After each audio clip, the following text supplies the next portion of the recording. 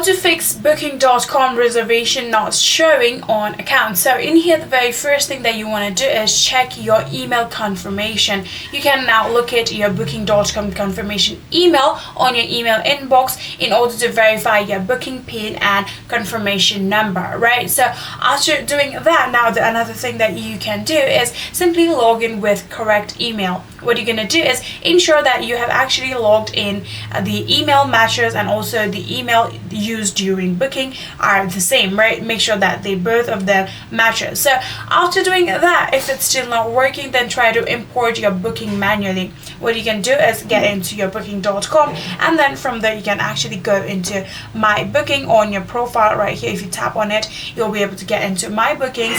Then from there you can simply tap on import booking or find bookings, and then from there you can enter your confirmation number and pin. So after doing that, I'm pretty sure that you'll be able to find your reservation, and your reservation will be shown. But if it's still not working, then try to clear your browser cookies, or you can reinstall the mobile application if you are using the application if the display error persists. After doing all of these, I'm pretty sure you'll be able to fix your booking.com reservation not showing on account.